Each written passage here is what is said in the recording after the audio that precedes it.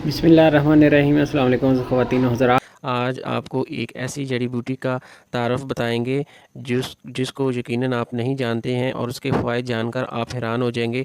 कुदरत अपनी कमाल मेहरबानी से जब शिद्दत गर्मी पड़ रही होती है तो ये माह अप्रैल में उगती है और मई में इस पर सफ़ेद रंग के छोटे छोटे फूल आ जाते हैं और ये जून में पककर तैयार हो जाती है और अपने अद्वियाती असरात देने के लिए तैयार होती है। तो इसको इस्तेमाल करके आप गर्मी के बेशुमार जो अमराज हैं उससे बच सकते हैं।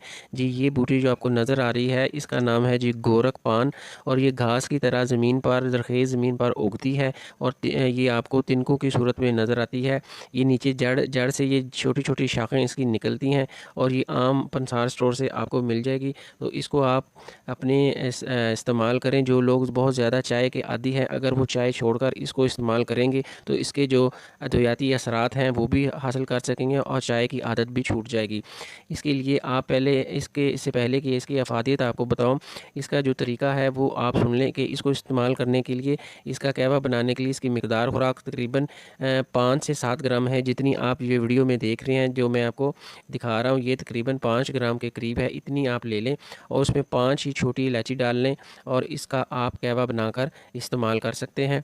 और ये आपको इसकी पहचान ये है कि ये जब इसका इसका कहवा बनता है, इसको गर्म पानी में डाला जाता है, इसको जब उबाला जाता है तो जो इसका रंग है वो नहायत ही ये खुश रंग इसका कहवा बनता है। ये गुलाबी कलर में इसका कहवा बनता है। ये गर्मी के मुख्तलिफ अमराज में इस्तेमाल होती है। ये इसका जो मिजाज है ये नहायत ठंडा है।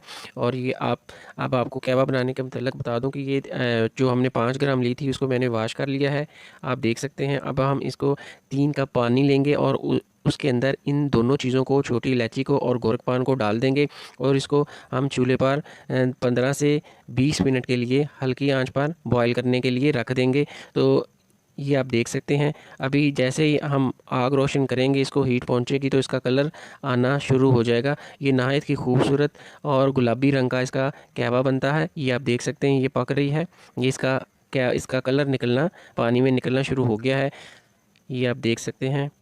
अब इसका कहवा बनता रहेगा। मैं आपको इसकी अफादियत के मतलब बता दूं, इसके इस्तेमालात के किन अमराज में आप इसको इस्तेमाल कर सकते हैं इसके बारे में आपको इन्फॉर्मेशन देते हैं।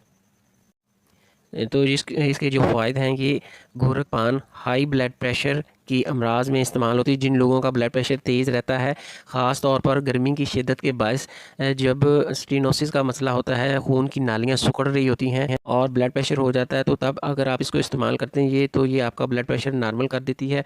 इसके अलावा गोरख पान जिगर के लिए बेहद मुफीद है। ये जिगर की इसलाह करती है, जिगर के फेल को इतदाल पर लाती है। जिगर के एंजाइम SGPT और SGOT जब बढ़ जाते हैं तो पीले यरकान की कैफियत पैदा हो रही होती है। तो अगर आप इसको इस्तेमाल करते हैं तो ये जिगर के एंजाइम को वापस लाती है और जो पिलाहट होती है यरकान में, ये उसको ख़त्म करने में मदद करती है। और जो सफरा इसका बाइस है उसको ये तकरीबन रोक देती है, बनना बहुत ही कम कर देती है, जिसके बायस आप यरकान की कैफियत से निकल सकते हैं। ये जिगर के मुख्तलिफ अमराज में गर्मी में ये इस्तेमाल होती है। और जिन लोगों का कोलेस्ट्रॉल बढ़ जाता है, तबई कोलेस्ट्रॉल अगर खून में बहुत ज़्यादा बढ़ गया है, तो अगर आप इसको रोज़ाना इस्तेमाल करते हैं तो ये आपके खून से कोलेस्ट्रॉल को कम कर देती है। कोलेस्ट्रॉल को, जो तबई कोलेस्ट्रॉल, उसको आस्ता आस्ता कम करके नॉर्मल कर देती है।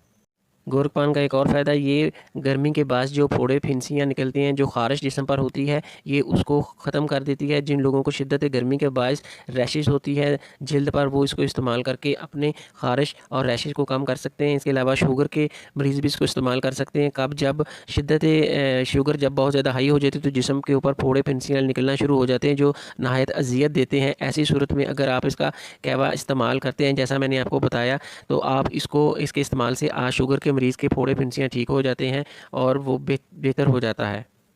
तो आप जिन लोगों को चाय की आदत है वो अगर चाय को छोड़ के रोज़ाना इसको अपनी खुराक का हिस्सा बना लेते हो तो जो आपको अमराज बताए हैं आप इनसे बच सकते हैं और आपकी चाय की आदत भी पूरी हो जाएगी।